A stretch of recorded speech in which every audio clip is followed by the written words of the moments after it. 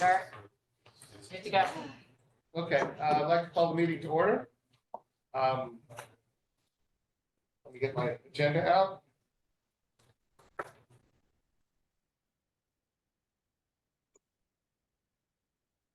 Have some familiar public, but any public comments, either from anyone here that would like to open? Anyone on the, anyone dialed in, Jeannie? Yes, but they have not raised their hand. Oh, wait, no raising hands, okay. The approval of the minutes from August 8th. Does anybody have any edits to the minutes? I had one follow-up, and Joe, I'm glad you're here, Joe Paradiso. Joe had said, Joe Paradiso suggests looking at the possibility of removing the penthouse. I thought that was me that said that. I thought that was Joe Valentine. Did you say it also? What my comment was is to remove the penthouse, but maintain the stairs that access the roof rather than using a ladder from the exterior as a safety measure for the facilities individuals that may have to enter the roof during the winter or summer. So then that was your comment, and then we'll leave that. We'll leave the minutes as they are. I have no other comments on the minutes. All in favor of approving the minutes as the August 8th minutes as is? Aye. I'm going to abstain. I apologize. I didn't get a chance to read them, so I will abstain. I'm assuming they're. Okay. So that passes semi-unanimously with one abstention. Chair's comments.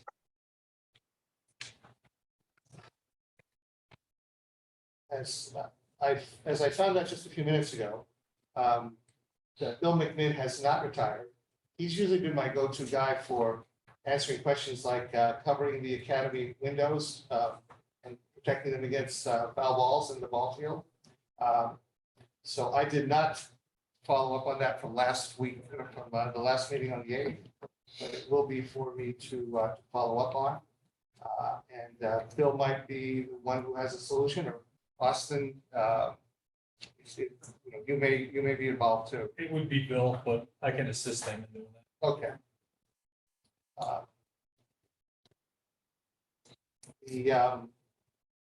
At the last meeting, Dave Sperling said that he may have some netting to be able to give from the little league to be able to put up. So that may be the first calls. So if you weren't here, since you weren't here last on the 8th rather than the last meeting, it appears as though there's additional damage, additional breakage since the spring. So we'd like to cover it up now with, I guess, fall balls coming out. So that will cover it. Yeah, it's not damage from Little League. I can assure you.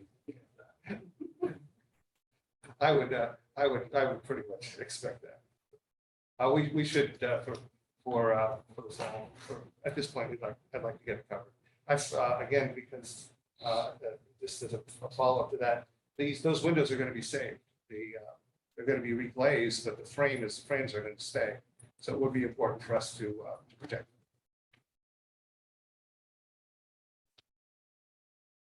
Also, I noted from last week that Joan and Ann, you were going to talk to facilities, some of the facilities on paving the parking lot.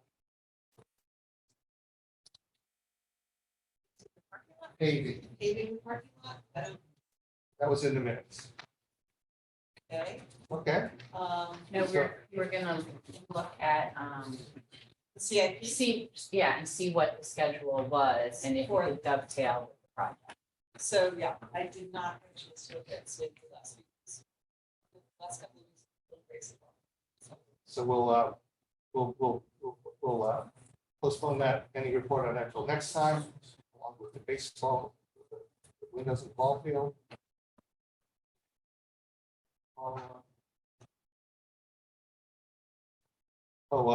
The discussion of the Iverton Playhouse, I do have a date for that. And the other follow-up, we're going to be talk about and I'd like to talk about near the end. It is 13 on the list. And that's the construction manager versus general contractor. We've had a lot of discussion. If there's a broad consensus tonight, I'd like to vote on it at that point, and we'll get to number 13. And we'd like, and that way we can get moving on, following up in whatever direction we have to. Okay. Right. That concludes the chair comments. Any questions? Anything else? One follow-up note regarding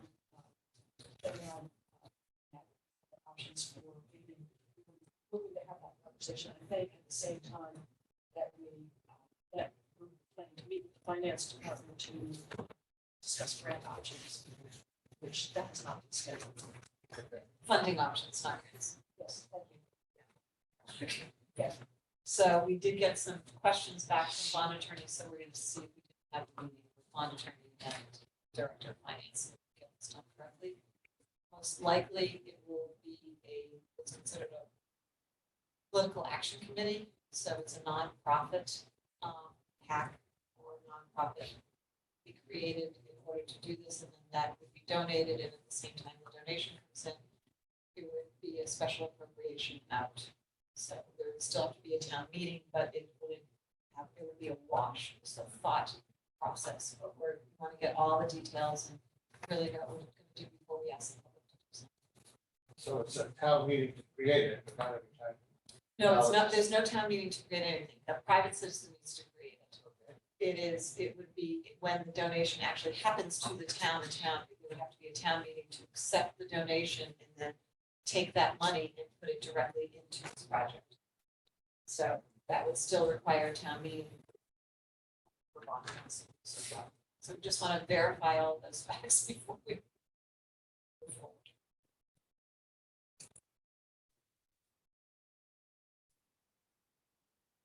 That closes out 4. Item 4 on the agenda. Liaison reports. Austin, Scott, Al's the official liaison. Can't think of anything at the moment. Any comments? Okay. Well, no, I just want to Okay. just comment that when Austin and I did talk about, we didn't make the last meeting, but we're aware of the value engineering list, and you know that our departmental space was noted on that list. So I think just want to remind the committee that was a part, our space in that building was a part of the initial work. Right now, it's important to keep it in there. And we understand the process. There's a lot that we'll have, there's a lot of work to be done. Appreciate Tom and the work that he's doing to bring all of the options to the group. So just wanted to mention. Thank you. Thanks, Scott. Ditto.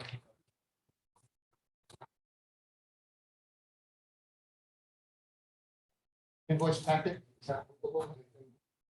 Also today. Line item transfers also. Nothing today. Collier's update. John, well, I'd like to, anyone who hasn't met Mark, I don't know, John, elaborate if you have, Mark Skolenka, one of our original project managers, going back several years. We're going to be making, we have some discussions tonight that may require his expertise. So I invited him to come, and there he is. Good to see you, Mark. Came here for the beach pass. And then you found out you could. Yeah. Austin, I think you can take that sign down. So the beach pass is being. We're still selling. Are you still selling? Oh, yeah. Joe, Aaron Mannix is trying to log on, but having difficulty. Okay. There is an item on the agenda for Yes. somewhere. Number 10. Yeah, I think it's number 10.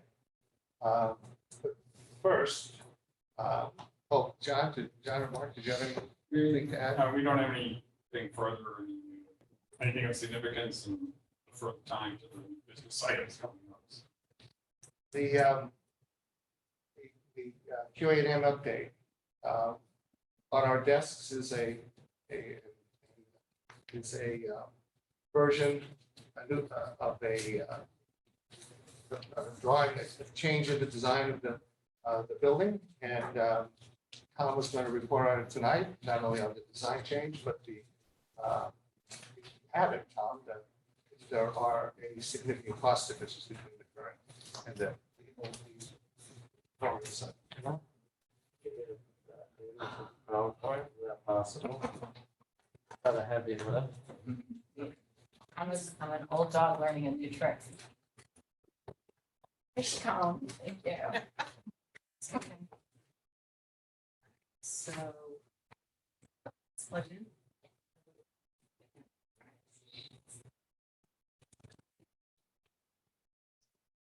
Looks like Aaron, see? Do you have a PowerPoint presentation? Yes, that would be great, thank you.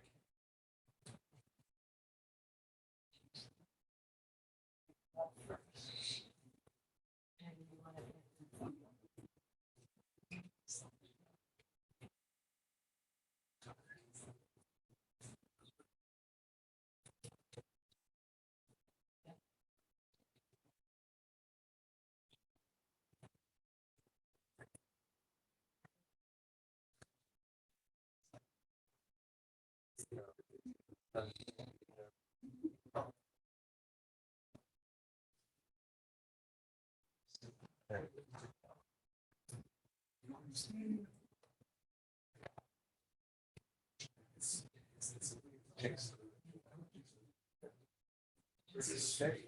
Yeah, you're gonna jinx it now. Okay, thank you. I can read it. Yeah, just a little, couple more. So. We can see it.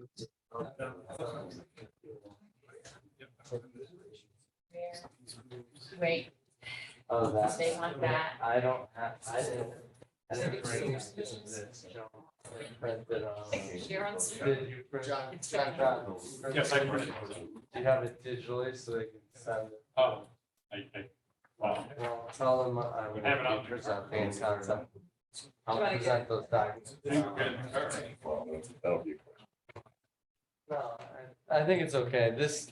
This contains all of the information. that's in that document, basically.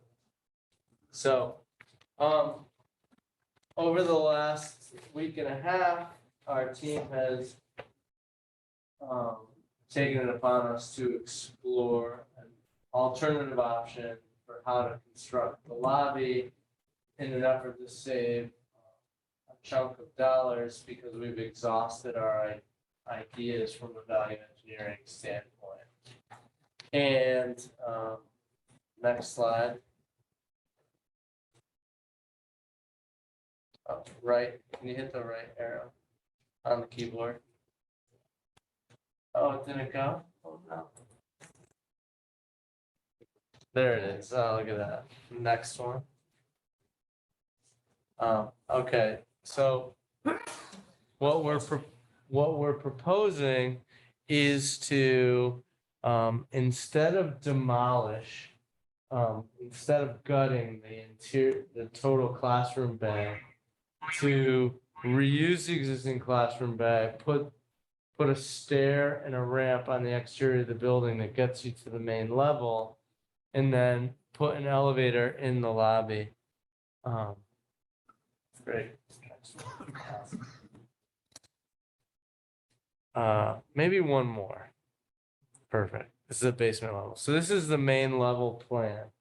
And the plan would propose not renovating not enclosing the courtyard. And we would build the elevator as a new elevator in the courtyard, but outside the building. We would leave the classroom construction entirely as it exists. So the structure would stay, the 2 floor classrooms would stay, and we would create openings to get into that lobby space and create a vestibule on the exterior of the building. We would build a whole new stair, concrete stair and ramp, so that patrons approaching the building could come into this first level which we would turn into the cafe space. So instead of having the cafe here, we would put it in the existing building. And then the canopy would remain outside the building. The rest of the plan would remain entirely as it is. This allows us not to have to demo all of this building. It allows us not to build the new steel framing and construction. And it accomplishes some of the similar things. Next slide, please. Thank you. On the second floor, this was originally taken out as, an allowed to be two-story space. This would now just be renovated as another multi-function community space. And you can see we've shaded it in green. And, this too can be selected for value engineering, whether it's fit out or whether it's just left raw. Next slide. Thank you. And you can see at the roof level, the courtyard would no longer be infilled, and these areas would just become re-roofed as existing re-roof. Also, I'll point out that in our current scheme, we've considered removal of the penthouse for a couple reasons. One, there is the potential for a very small amount of savings if we remove it. I think we allocated $50,000. But two, if we have to sprinkler the building, this is considered a fourth story by current code. Because we're renovating enough of the building, we'd be required to bring it up to code, and we'd be required to put a fire pump in the building. If we have to put a fire pump in the building and an emergency generator in the building, those would represent significant cost increases to the project, probably somewhere to the tune of $250,000. So even though there could be potential costs to remove that, we're avoiding significant cost increases by removing it.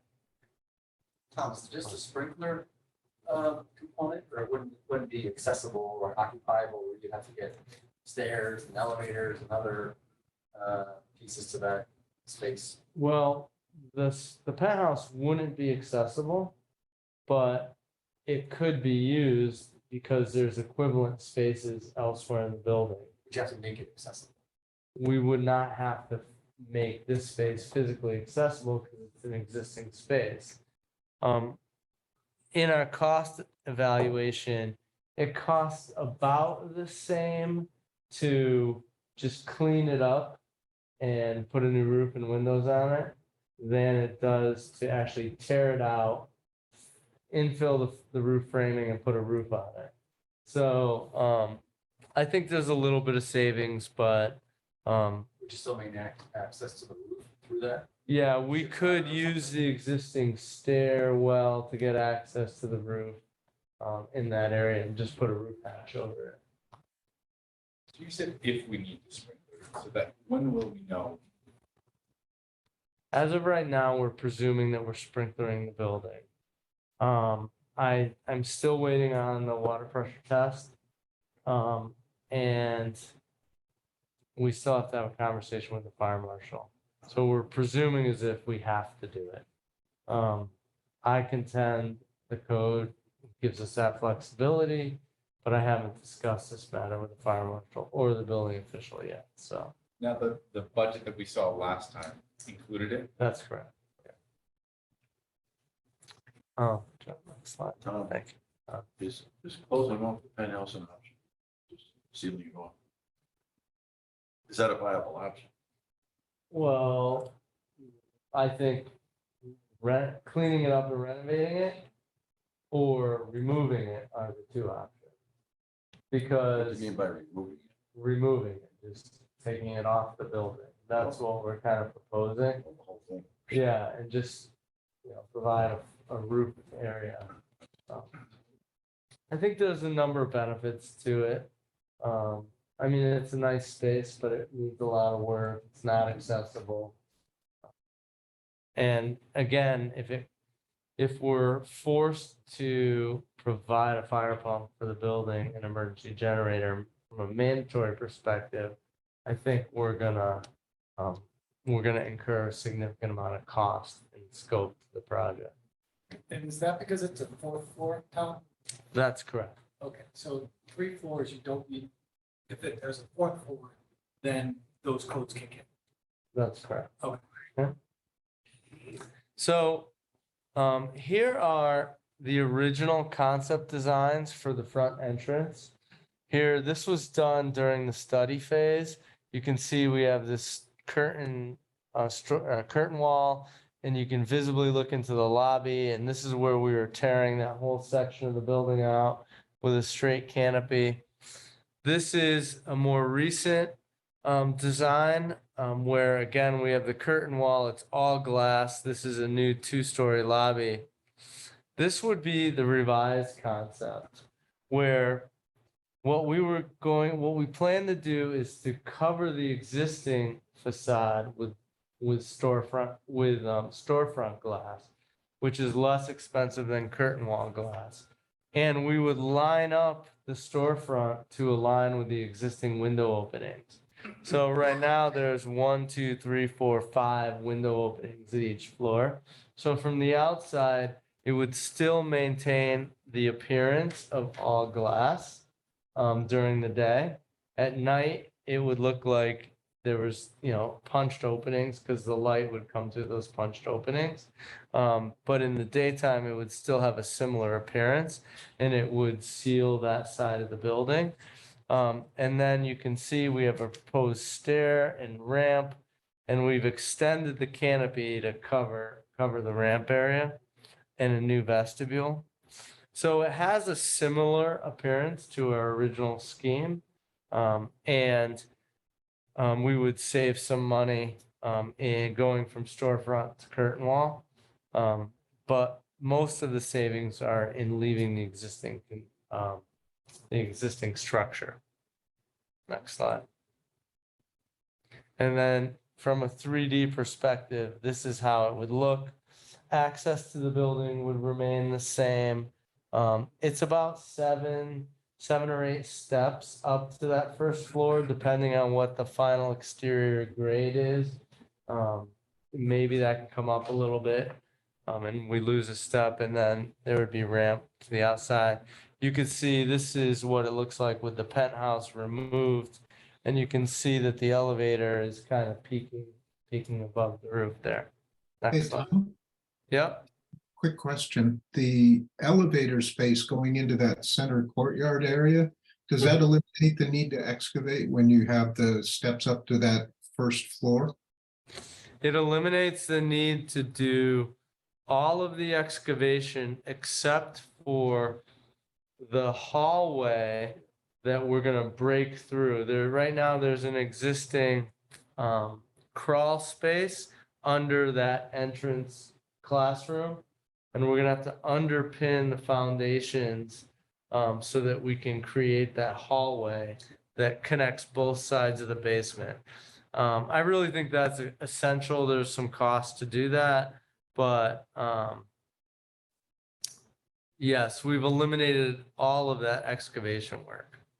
Great, thank you. And then maybe there's one more slide. And then this is what the exterior of the building would look like head on. So I did hear back from the cost estimator today, much to my dismay. He projected the savings at no more than $350,000. And I was taken aback by that a little bit. I thought we would discover maybe $500,000 at best. But when you really start looking at it, we had a really good discussion. So we removed the structure and all the structural steel. We're going to remove a chunk of demolition work, which is good. but we really can't remove the elevator. We're just essentially moving it. And we're removing the infill of the floor in the courtyard. We're removing the fit out of that space. But we're adding back in the, stairs, the concrete stairs at the exterior, which are pretty significant, the stairs and ramp. We're adding in a bigger exterior canopy. We still have some exterior glazing treatment at the outside of the building. And now we have to fit out the front classroom and the classroom above it. So we're adding back in fit out costs of those spaces. The cost of the roof is saved, and we've already taken the savings to remove the clerestory light in another line item. So we can't double dip those savings. So the one thing that I argued with the estimator about is that we're not factoring in any savings associated with simplifying the construction. Meaning it's more complicated to demo the building and build new in that little area than to just renovate the interior of the building. And the estimator at this point just doesn't have enough information to make a bigger bite out of the number. So I've benchmarked it at $350,000. I will reflect that in the value engineering savings. I think it's enough money to really think about. Programmatically, I think it still accomplishes the same things. Architecturally and functionally, it works. I don't think it's as nice as the original scheme, but I do think that it erases a fair share of unforeseen risks. What I mean by that is when we leave the existing building and structure intact, we're not opening ourselves up to potential unforeseens that may be hiding when we demo all of that building, or potential future change orders. So while you can't quantify that today, I think that has potential real future risk or cost. So I think it's definitely worth considering. I had gotten to the point where I just didn't know, I don't know how we can find any more value in the project. One of the things the estimator pointed out to us is while we're cutting a lot of construction, we're not cutting any of the MEP. We still have to provide heating and cooling and air to now 2 spaces. So from an MEP perspective, it's a very similar swap 1-to-1. And where I can't get the MEP engineer to back off their perspective that all of the building infrastructure needs to be replaced, it's really hard to get any more cost out of it. So I tried to look at it from a different perspective, from just the straight square foot approach perspective. We're talking about, let's say, 3,000 square feet of affected area, maybe 4, somewhere between 3 and 4. And if the total construction cost is budgeted about $450 a square foot, and all the MEP is stripped down to about $150 a square foot, the most that we have to really work with is about $300 a square foot in that area. If it's about 3,000 square feet, we're looking at maybe $900,000 of value, maximum value in that area. So if we figure we've taken out maybe third or maybe half of that, we've taken out, let's say, 450 of that construction. But then I've had to add back in 150 to build the new concrete stairs, to expand the canopy. And then now we have to add windows at the courtyard walls. We have to masonry restore those.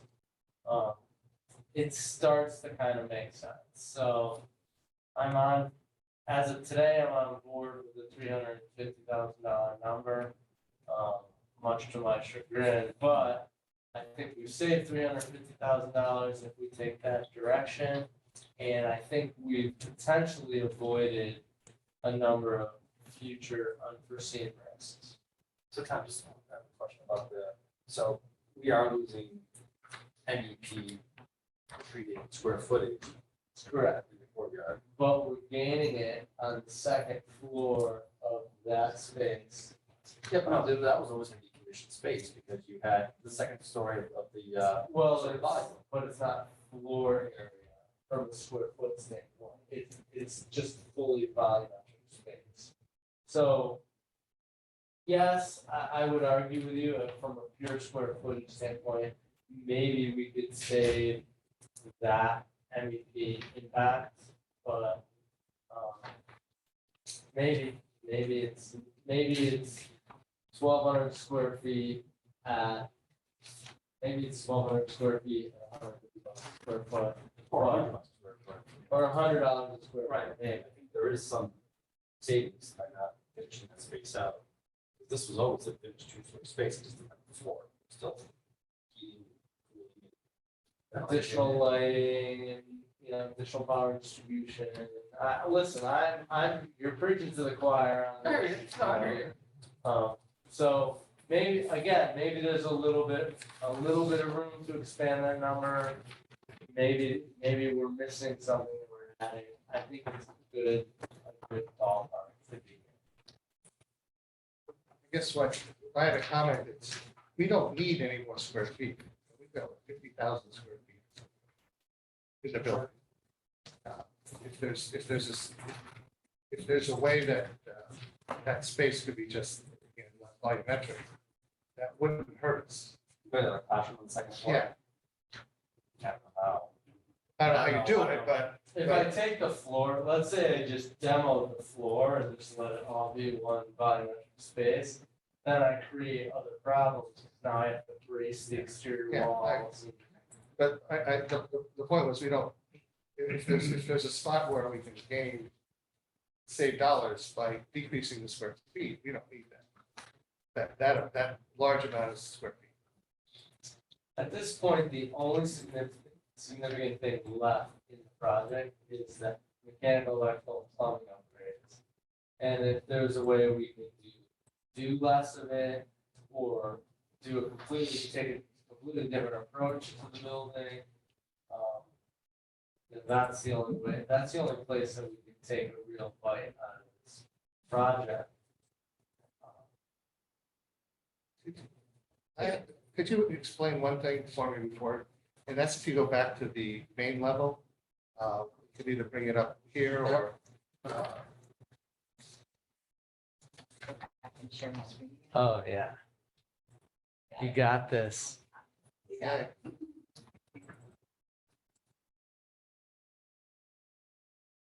Do you have if we put that in, what it gets us to? I did not bring the updated spreadsheet. I'm sorry, I got that information mid-afternoon and I No just worries. didn't get to it.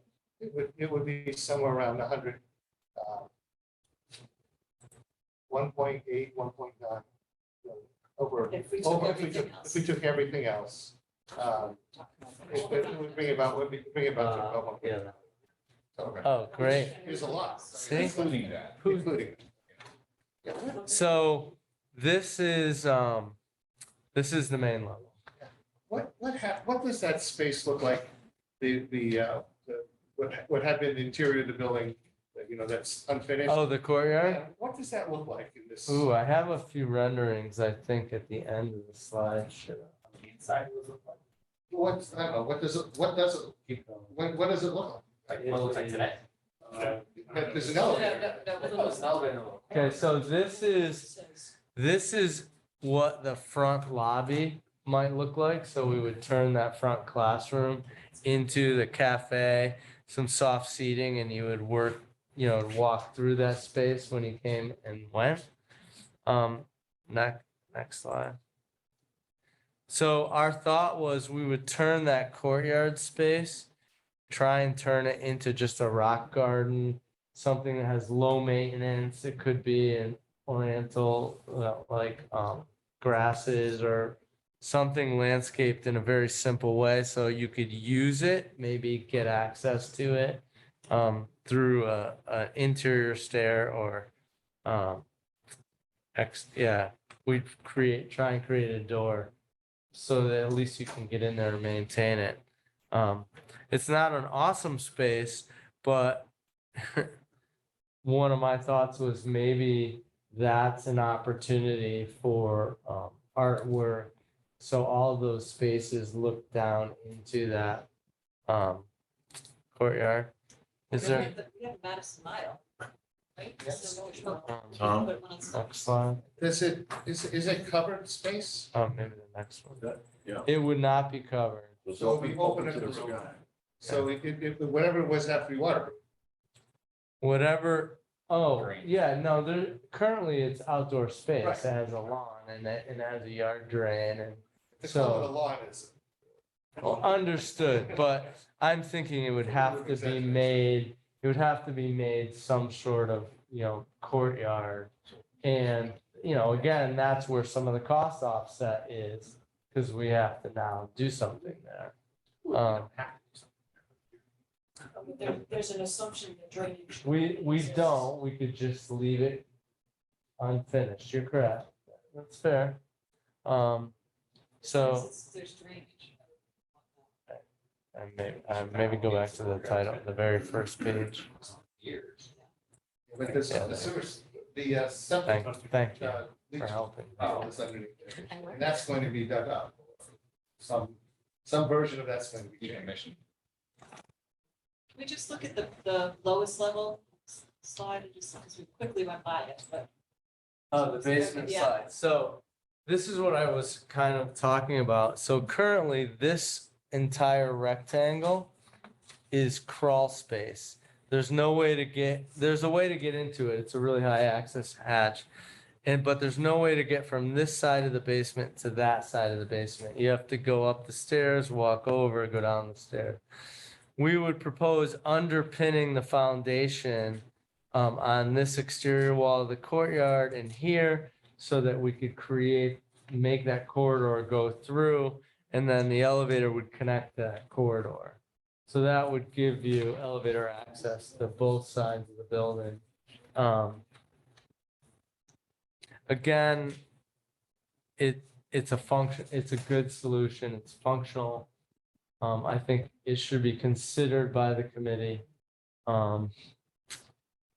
As we mentioned at the prior value engineering meetings, we are over our budget, but we're at a very early stage. This is very schematic in nature. I don't have a construction manager on board to help us through the estimating process or another independent estimator to do that. The drawings are schematic in nature. The MEP documentation is narrative in nature.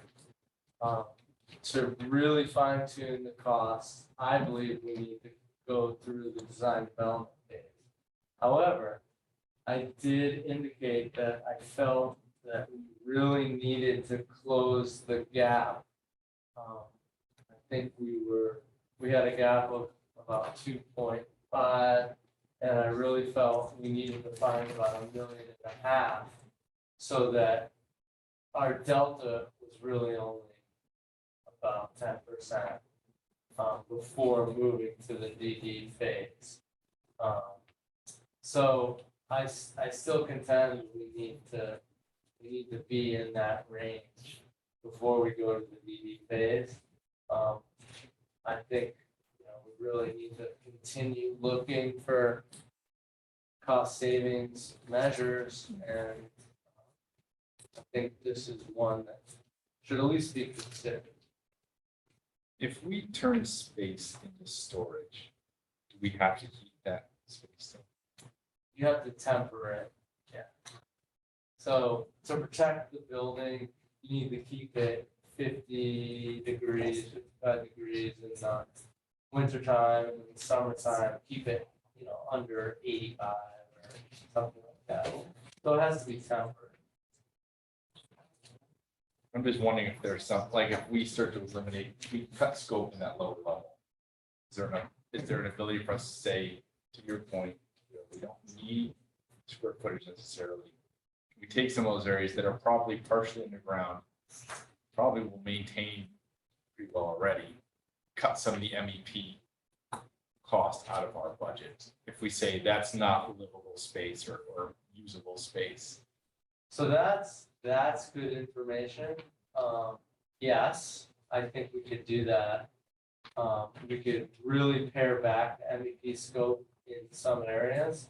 But I think in order to get a value of that, we would really have to get into the weeds and have the MEP engineer, lay out a design for those areas that has the scope really pared down. If it's storage room, it just has utility lighting, and it just has, maybe service outlets.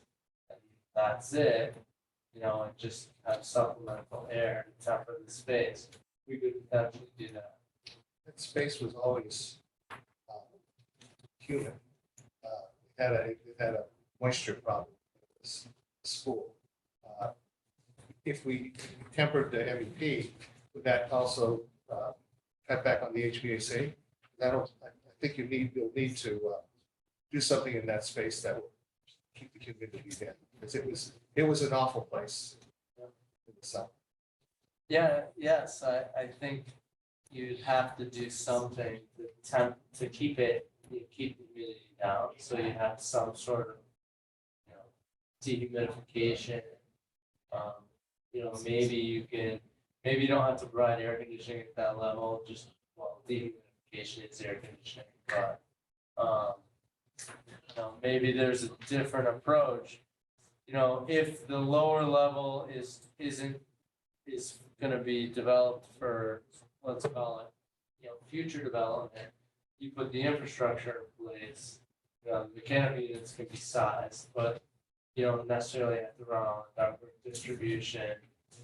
The electrical service can be sized, but you don't have to run, all of the power. You just have storage, utility lighting, and utility power.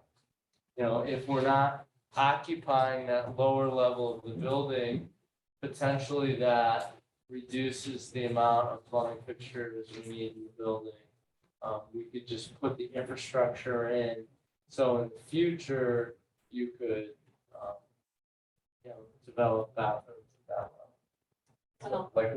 Like my head is that, are there possibilities like that where we can phase this?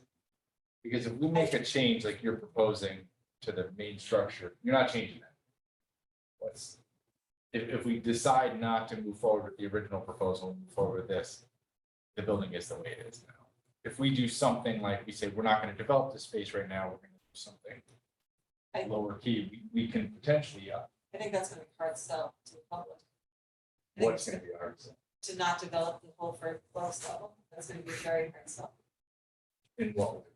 Well, the reason that And the fact that- if you look at the whole building, a significant amount of space is Madison town offices. So if you've taken a hunk of the third floor, and now you're not going to develop the lower floor. What are you developing? You've got basically one floor left or 1.5 left. And I admit that's a hard sell. Yeah, we have been given a mandate to develop programmatic space. Right. And so this is part of the programmatic space. We've been given a hard budget too, like. Right. But I mean, if we So. take the, and I just did quick hard numbers here. If we take out in the 350, we remove from the list of things that are gonna be value engineered, you take out the beach and rec and you take out youth and family services, 'cause they are gonna be going in there. Where, if you take everything else that you put in, you're at 1.57 million. So you're at that 1.5 million base, we're removing the geothermal. I think, that's something that if somebody decided that they wanted to push for that or donate for that or do something, we could potentially put it back in, but I think that's a very large cost. I don't think in the geothermal, we have an idea what the rebate structure is. What is the supplemental part that might come from Eversource or something like that, or the state. Is that correct, Tom? But the rebate is once again a lower of the cost. It's considered a grant. It's not gonna be savings per se. I don't know what the savings are on the geothermal, but Eversource's energy conservation subsidies max out at $3 a square foot. So the magnitude of costs you're talking in terms of, sort of utility subsidies is $150,000 for the building to perform at that level. Without me understanding if there's additional subsidy for the geothermal plant. But, that's real money, but that's if your building performs at the highest level. This is an existing building, we're only gonna be able to make it perform at, such a level, so the utility incentive is probably gonna be less than that threshold, not taking into account the geothermal. It's not, I have a couple of my questions. Okay. So your numbers include the septic system.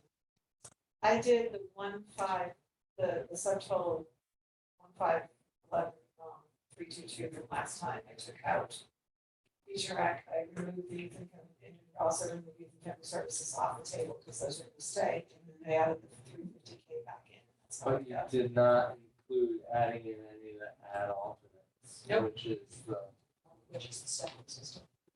which has to be done. So the second question, all of these dollars are $2023. That's correct. Our budget is our budget is $2021. Yes, but our actual is going to be 2024 and 2025. Well, I was The gonna, budget does have escalation included. There's in a certain several amount of lines. escalation. but does the estimate include escalation?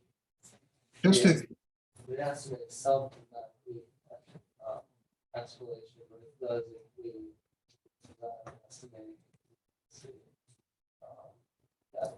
It's just our cost of today's dollars, and the owner's budget has includes escalation. just a quick input if I may. Go ahead. I can only hear about 3/4 of what's being said, so if it's not the appropriate time, let me know. But we've got a 54,000 square foot building, but we have to keep in mind that only 25,000 of it is programmable space. And do we know what percentage of that programmable space is in that bottom floor? It's a good chunk of the top floor that's already allocated to other purposes where it's not programmable space. So we need to be careful not to cut ourselves back to a point where we don't have sufficient space for generating income for operating expenses and satisfying the needs of the community. I know it sounds like a lot of space, but when you look at the programmable space, which is what the community center is all about, it's more limited. So it might be interesting to take a look at what percent is in that lower space of the overall programmable. Do we have a sense of the bottom, this all feels very ambiguous too. We don't know how much programmable space we need as a town, do we? We don't? Actually, the survey in there was, I think that the other, the ad hoc committee did a survey and it really did tighten up as to what the needs were. And I think they actually tagged different spaces for I saw different that. uses. So I think I think we may want to do another meeting that has an update on the BE options. I think, and so it's apples to apples, because last time this was kind of apples to oranges. We were pulling stuff in from one side and not having an estimate for it, or vice versa. So I think we need to really have that, whatever was the original estimate, and then next to it, this is what the new one is. And then, I'm just saying, and then the other things to potentially look at is, I know that we have a decent amount for furnishings, and we may be able to phase that piece in, maybe, you know, Youth and Family Services and Reach and Rec bring their stuff here, and then the additional pieces are fairly low key, or not at the highest end, and you know, kind of figure some things out there. But I think, from my perspective, at least, the mechanicals have got to be done, and it's got to be done correctly and tight, and so that going forward, you can get the nice to haves in there. If it's not developed out, so. Well, there are ways to branch the mechanicals as well, where they can cap things, and they can put, to Tom's point, they can put the main services in. Right. And then those branches are brought online later. But I still think, I don't think we can say that the lower floor is not gonna be used. I think that. Well, would be- To an extent. 100% is a drastic measure, right? But maybe there's 50% of the floor that's not used, or 30% of the floor that's not used. Yeah. Maybe So- there's something there where we cut some dramatic scope and say, the entire space under the gym, the entire space over here is not gonna become storage for now.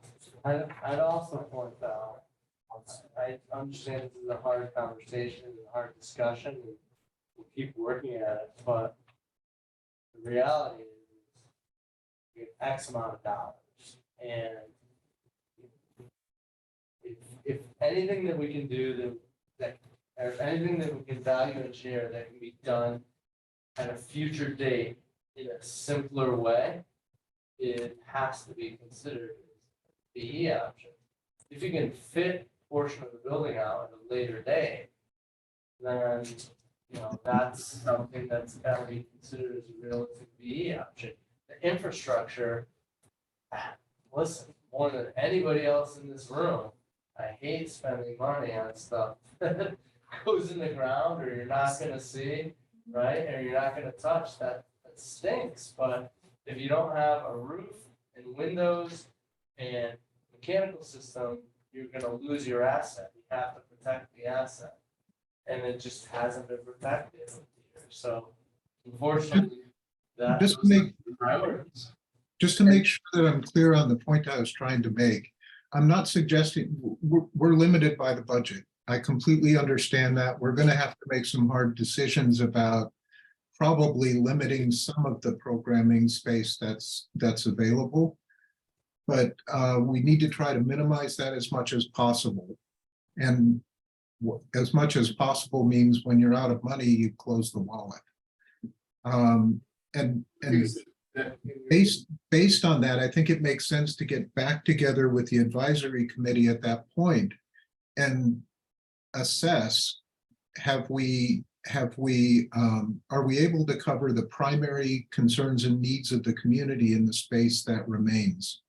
So I think it needs to be a cooperative effort between the two committees, that we're faced with limitations and cutting to match the budget. Now, how can we make best use of what's left? John, I would just add to that, what Joan said earlier. I think having that meeting is important, but going into that meeting with what does core and shell and base building cost? What does beach and rec and youth and family services cost? That's all put to the side. So those are must-haves, have to do.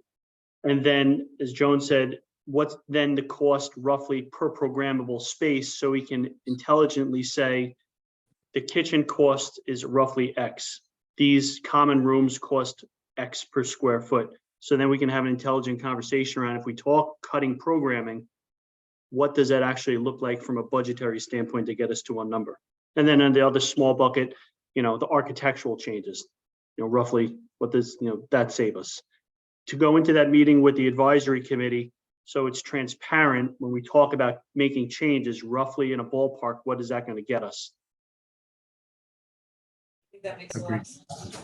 John, one of the things I didn't see in the advisory committee report is hours or percentage usage of any of the spaces.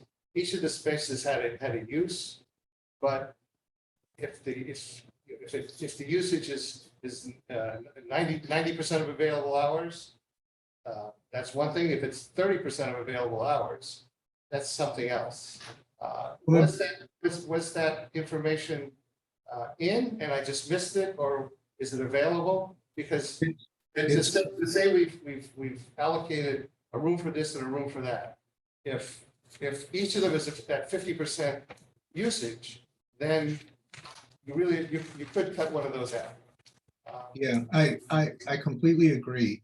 It wasn't done as a percentage of usage, but it was assessed of dedicated space that would not be used 100% of the time versus flexible space that could be used 100% of the time. So that's in the survey results. And then I think the assumption was it's up to programming effort then to get full utilization out of that room during open hours.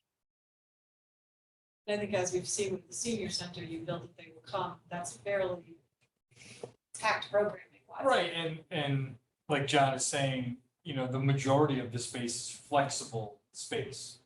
So that enables you to program it from, 8 to 10, 8 a.m. to 10 p.m. Mhm. And the dedicated space would be used, for that particular activity. Could be from 8 a.m. to 10 p.m.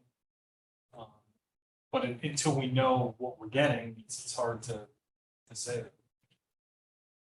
I think a good example is we talked about a kiln room where you would, for ceramic pottery, you'd have a room that had the kiln in it for baking the pottery. Well, obviously that's going to be a limited use room.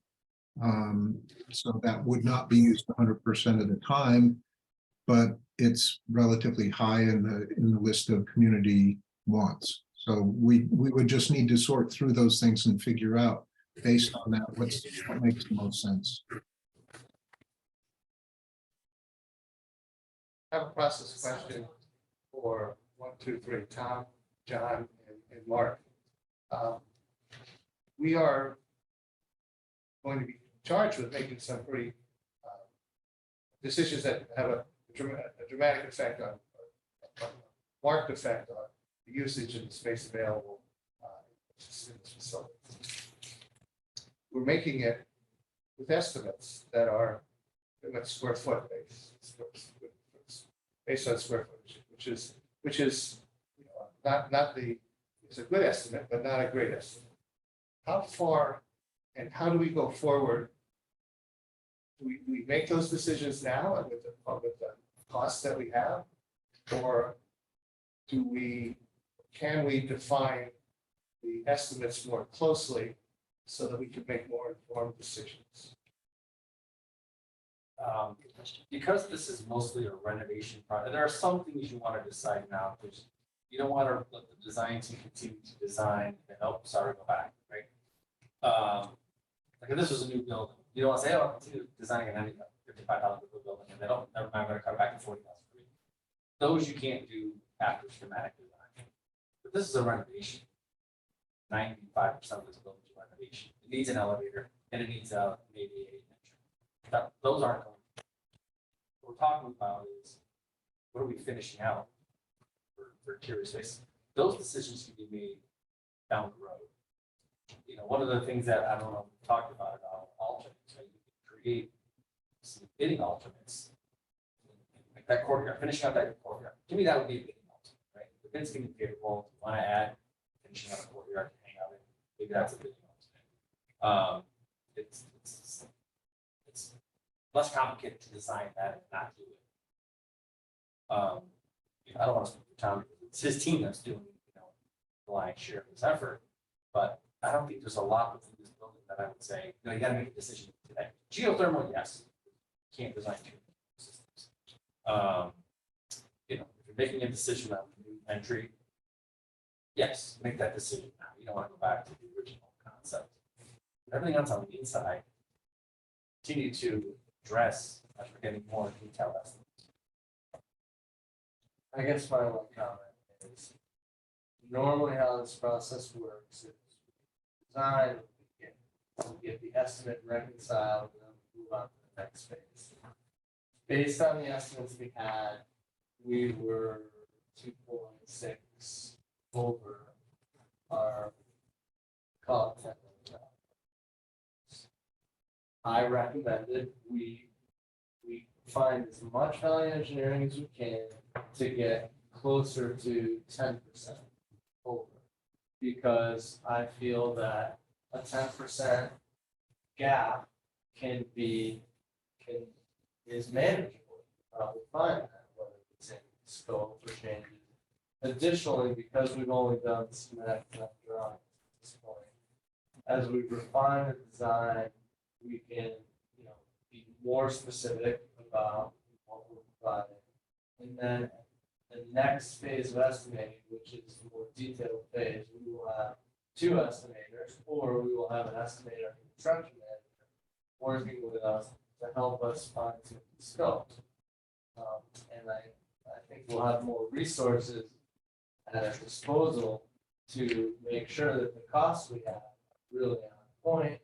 And so I'm encouraging moving to the design development phase, but not until you cut all the low-hanging fruit and get us closer to where we're gonna go. And if there are things, so savings like fitting out youth payment services or fitting out beach and rec, those really kind of don't matter because we can draw those and we can call it an alternate, the way Mark calls it. And if you choose a later date to put it in or out of the scope, you can do that. But anything that we know for a fact that we can remove from the scope to get us closer to the budget.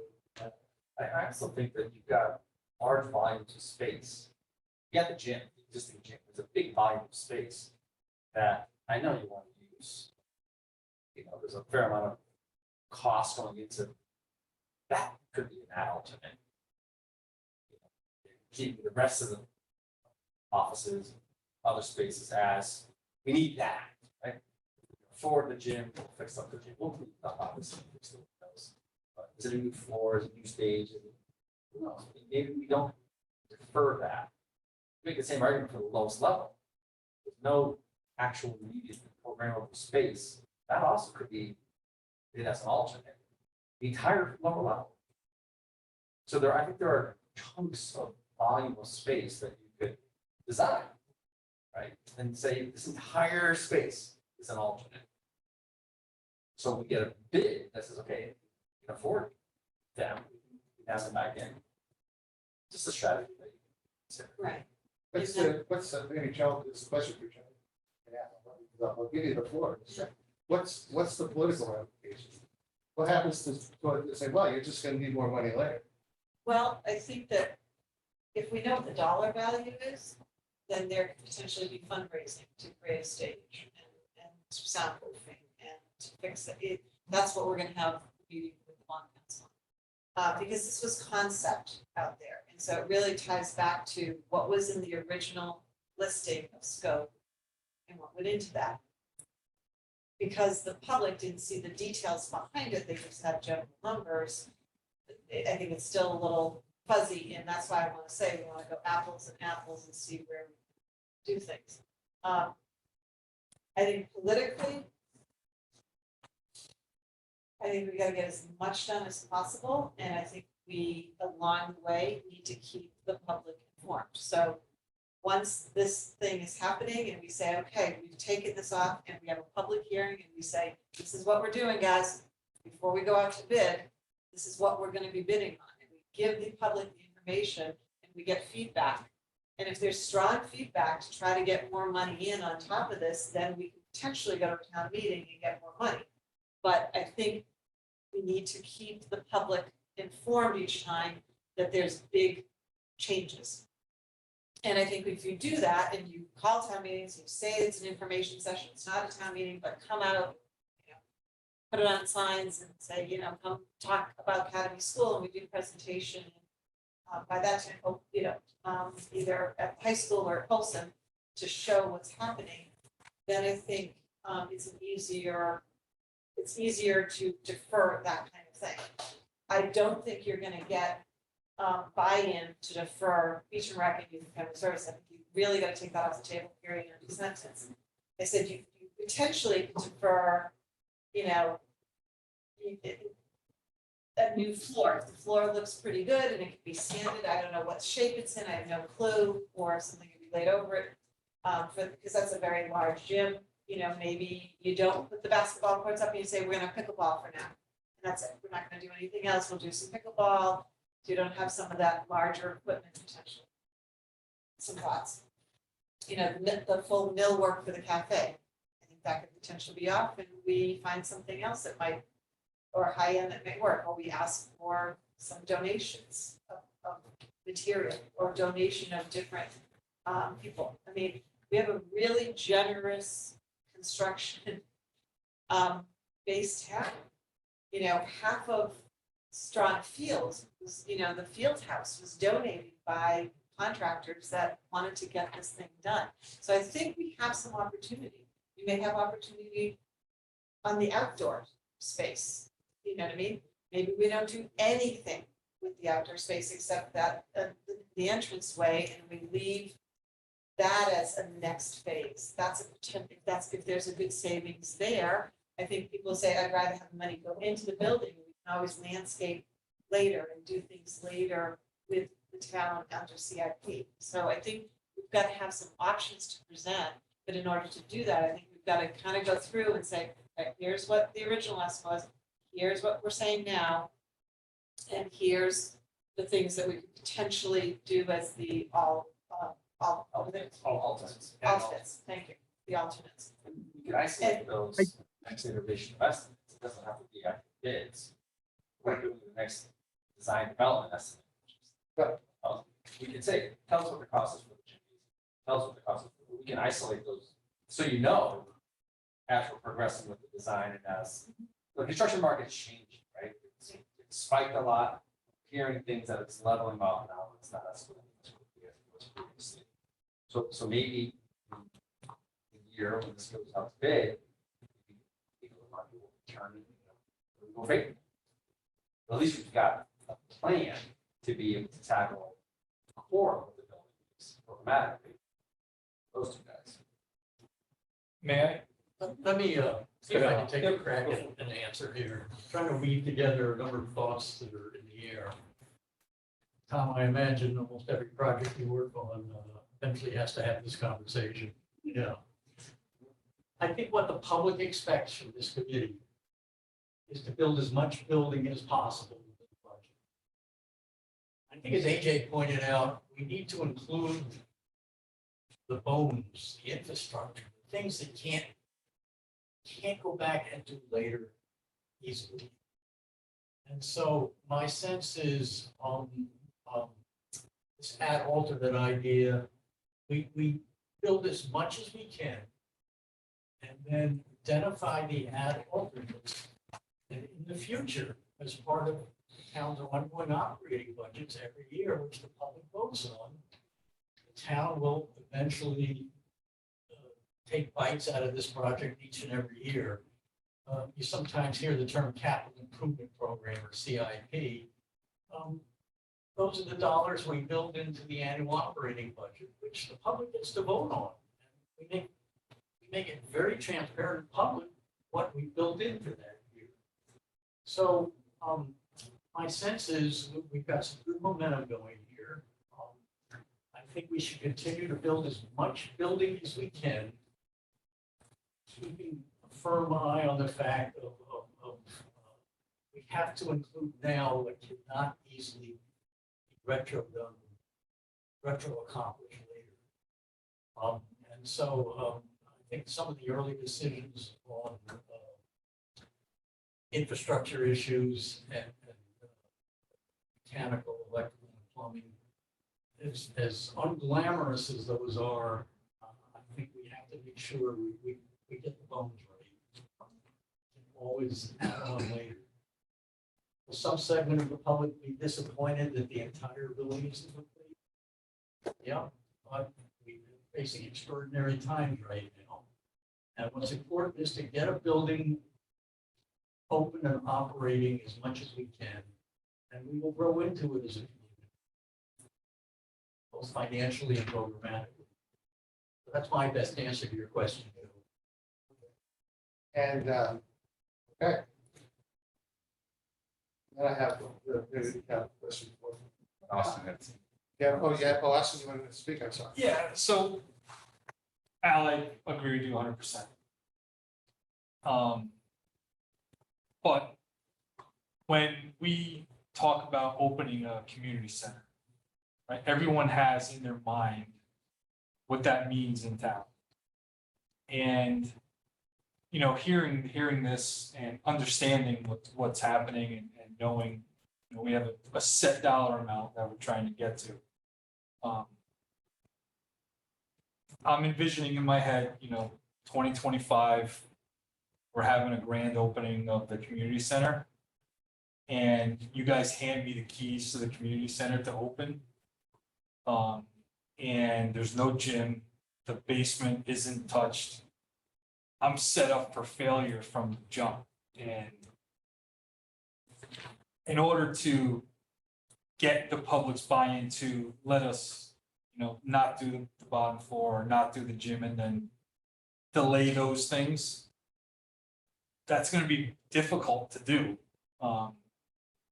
When, you know, CIP's 5 years, 7, 8 years down the road, it's going to be hard to program in a space that's not set up for success. And so I think Joan's right. We have to be crystal clear and open and honest with the public what we're doing. So when that day comes and there's no gym, that's not a surprise to people, because it will be, you know, on me, not the building committee. It'll be looking for me to why can't we have youth basketball in a town facility? We don't have a gym.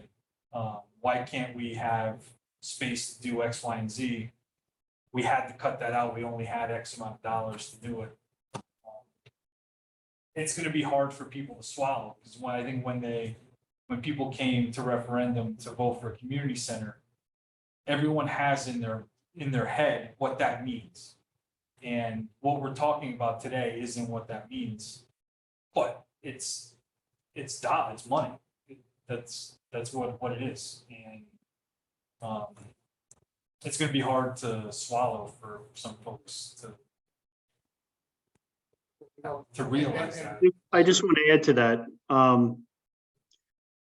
Maybe it'll be somewhat controversial, but I do believe Madison Youth and Family Services needs new space. I don't know about Beach and Rec.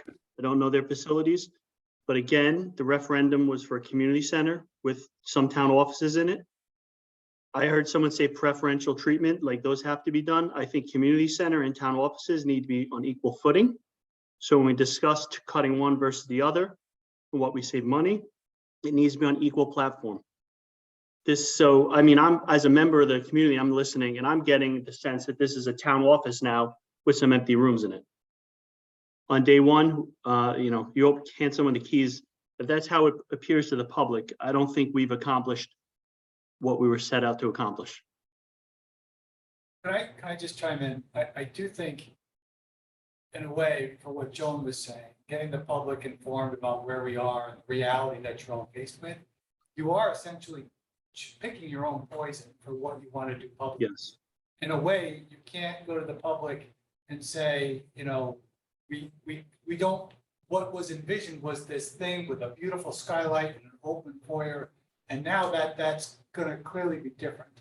I don't know that the public would push back like they did with the school project if we are transparent and saying, look, the financial reality is we cannot create what we envisioned 4 years ago.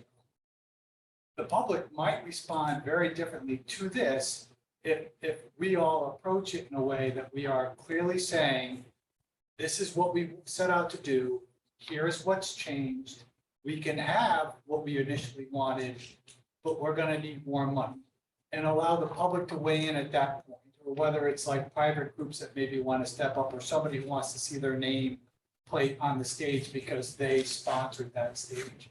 I'm just, in terms of process, you may want to consider a notion or an idea that we could go to the Board of Selectmen, or we at some point could go to the public to ask for actually more money and not expect the same kind of response that happened. I think anybody who was around a month ago and saw what happened when we had a public hearing about the school facilities, it was very conflictual.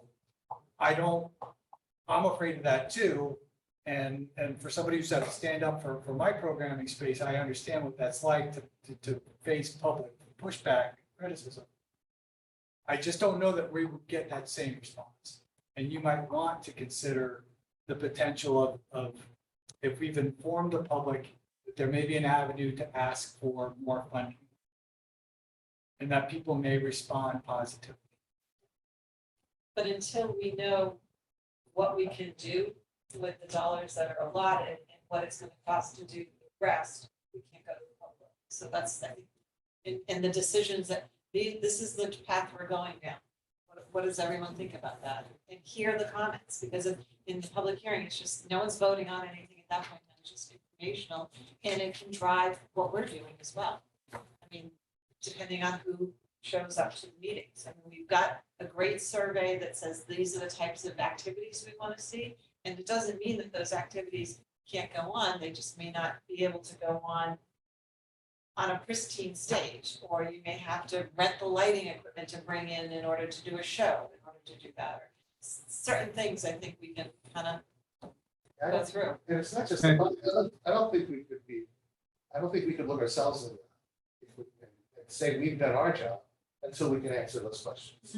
And it's, public or not public. I mean, that's our responsibility here. And that's where I'm coming from. What is our responsibility? How quickly can we get to our responsibility to the level where we're happy with that? And I think it really, that's why I was asking some of the process questions. I think it does soften the message to the public, though, if we can go back to them and say, here's the priorities we set. We know we need to address the youth and family services piece of it. We have the list of prioritized needs from the community. And for the amount of money that we have to work with, we focused on those highest value needs that the community identified.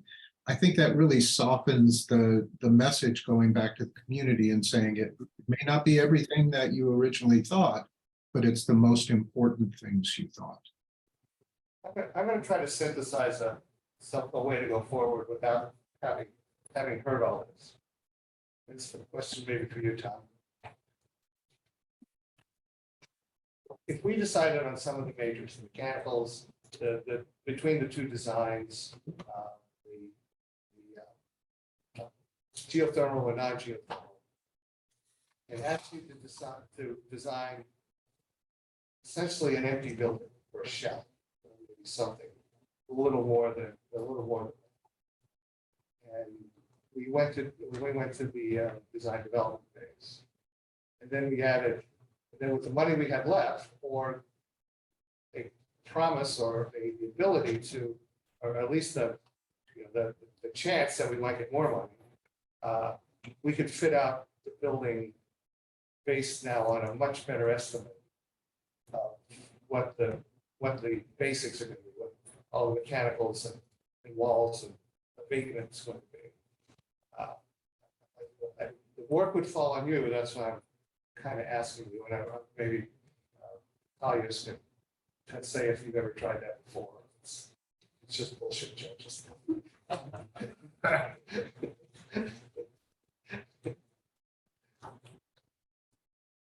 So what are you're proposing that we say, what is the bare minimum? We go to the joint development phase with essentially show me what the, just to fit out the building, so it's, you know, the whole space is usable, but without determining what those uses are. And, So we're not creating office space. we're not creating office space. We're basically taking the building, new mechanicals, electrical, plumbing, new finishes, new entry. I think we're going backwards though. I think that's, you still need Well, to do. he's, what Joe, correct me if I'm wrong, what you are suggesting is that we go in and we table creating a family services suite, table creating a beach and rec suite. We just clean up what's there, new entry, elevator, mechanicals, electrical plumbing, and then let's see what it costs. Right, because then we'll know And then what's everything- left. then Base everything building. is- But, Yeah, essentially, yeah. I mean, there's not, but correct me if I'm wrong, that is, this project isn't that different from that already. Right. there's already been a note as to how much the fit out is for the two areas. We've got that dollar. figure in Well, here, we so- have a dollar. Dollar figure is defined at the design development stage. So we'll have a better idea of what is left. That's stage, at least from my understanding of the process. I don't agree. I think we need to have youth and family services and Beach and Rec. Now, whether Beach and Rec wants to say, I don't need 4 offices and a reception area, that's one thing, but I think youth and family services has really, they've actually brought down the number of square footage that they've got in order to be able to do this. But along the line of Joe's approach, we can draw and design the fit out of that space and just have it priced as an add-on. So you know what that costs above and beyond, a box for that space. But isn't that what the value engineering option did? The 230. Oh, the estimate? Yeah. In theory, yes, theory.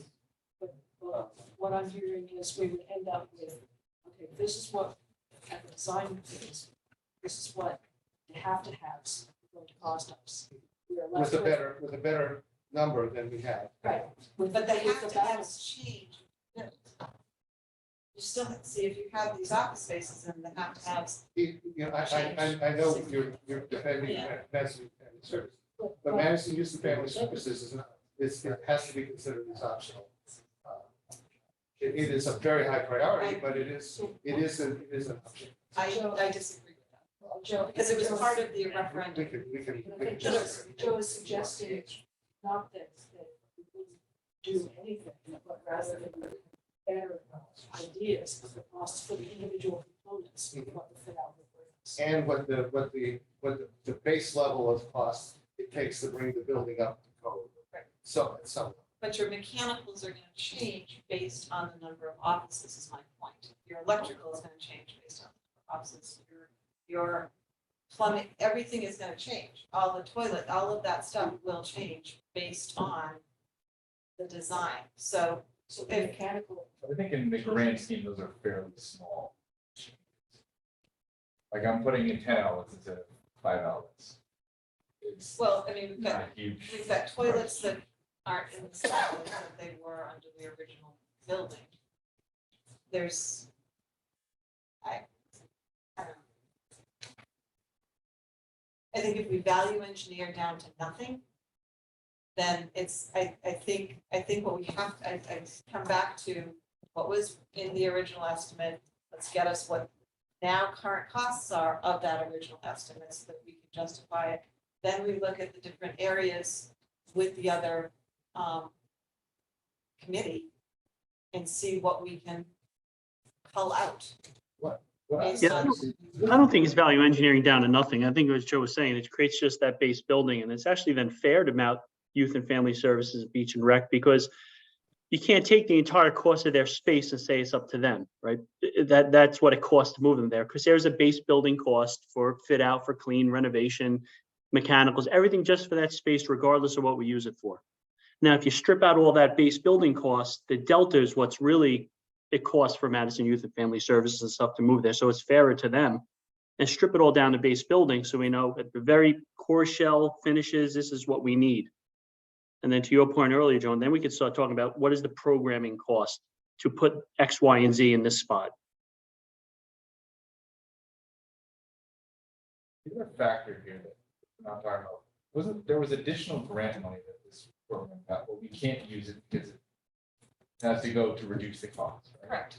It is But the we thought. could essentially go to the town and say, what you voted on, your cost increase for taxes is going to be zero net add, but we need to add money to the project. That's offset by the grants. There's no net new tax cost to the community. Why can't we do that? If you want to try to sell it at a town meeting, go for it, but the way it was written in this. No, I get it, but But I mean, the way it was written was it's gonna cost me, what, $100 a year for this building. It's still gonna cost me $100. less grants. Less grants. Less, so And there's a that's- projection. I voted on a projection, so this is what I'm expecting it to cost me. Right, but it Still also, expected to cost me that.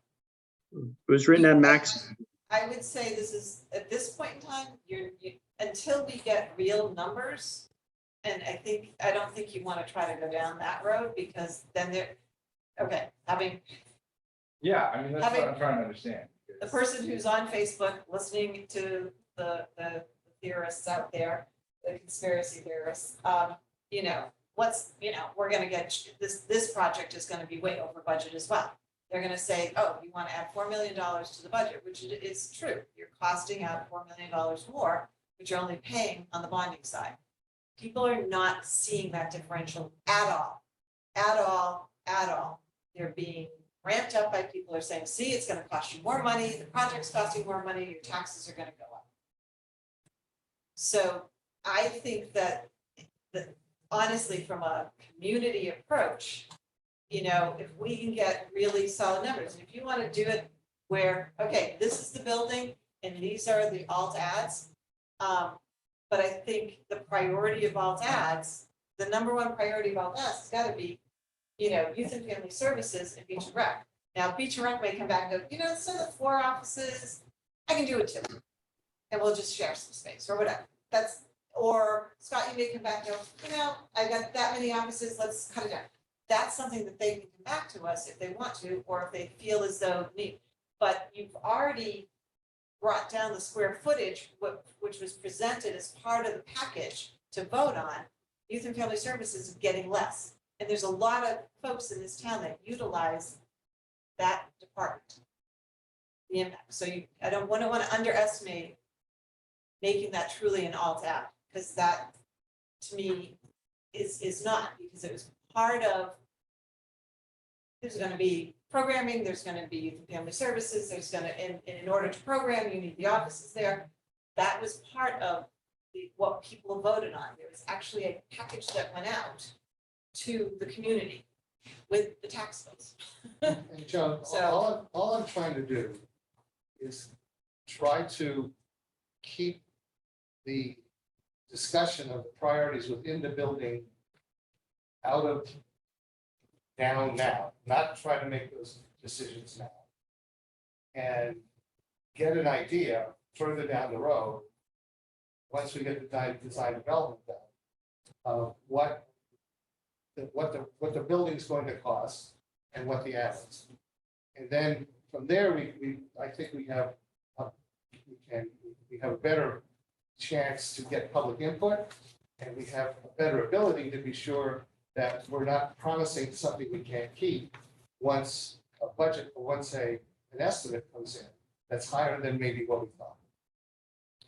Well, I think that the community space was presented as a community building, but also with town offices in it. That was part of the package. That's how, Right, but how big That's they how- are, how many they get. it was in there. The square footage, the estimated square footage for each of the areas was in there. It was part of the package. It was how I think it was approved, because you had buy-in from people But that had we- been. But on equal, but this whole, People this, were looking on at equal that. footing is everything else, though. I think a lot of people were. I think some people didn't. They just voted the way they were told to vote or whatever, but a lot of people didn't. What I'm trying to do is take this discussion and move it out to the point where we have a better idea of what the building is going to cost, base building is going to cost, what the others. And not to try to have that discussion at a time when we don't have two things. We don't want to end up with, well, first of all, we don't want to promise something that we can't do. We can't right now make some decisions and then 6 months later say, well, sorry, this space costs more than we thought, so we have to eliminate that. Even though we went to the town and we asked them, they said, this is what we want. They said, sorry, we can no longer give you that because we've run out of money. I think we have a better chance of better chance of avoiding that by putting it off the discussion, the hardest part of the discussion until some later date when we have a clearer idea of what all the costs are. Good. Phil, I completely, Yeah, and Tom, you haven't said anything, Tom. I'm interested in what you have to I say. think John wanted to John's speak. been trying Oh, I'm to sorry. chime in too. Joe, I'd completely agree with you that if we're going to move forward based on preliminary costs like we have right now, we probably should be looking at what's the cost of the bare bones renovation of the building itself, and then how much is left so we can assess what the gap is between where we ideally would like to go and where we think we can go based on what we have. And that also gives us the information for some later discussion about how do we fill that gap in the future if we want to get back to where we had ideally wanted to go.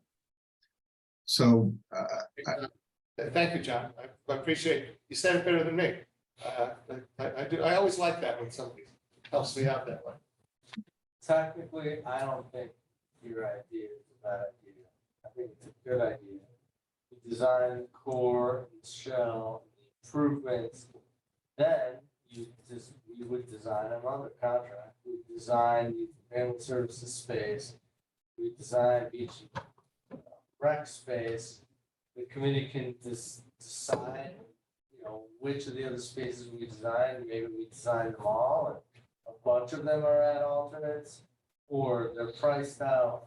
But as I mentioned, we're not going to have a better understanding of the dollars until we get to the design development estimate, because there's going to be a lot more detail. Going into the design development phase, that will give me the opportunity to get my arms around here and say, we need to take a more cost-effective approach to this because we need to find some savings, we need a simpler solution.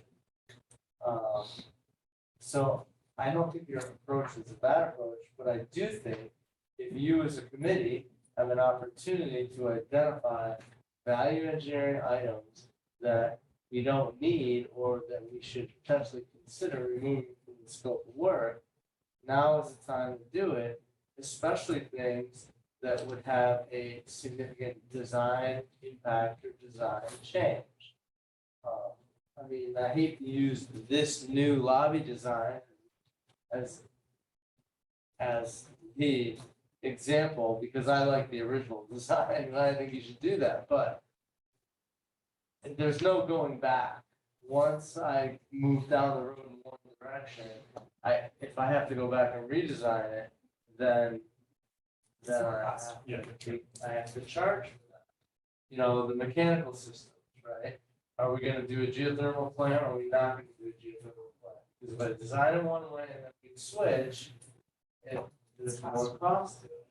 So, but things that you can simply sort of remove at this point in time seem to make sense and take sort of a bite out of that gap. Certainly should just say, Tom, I don't think we're gonna do this, right? Let's not consider it. You could always add it in the future, but we shouldn't consider it now.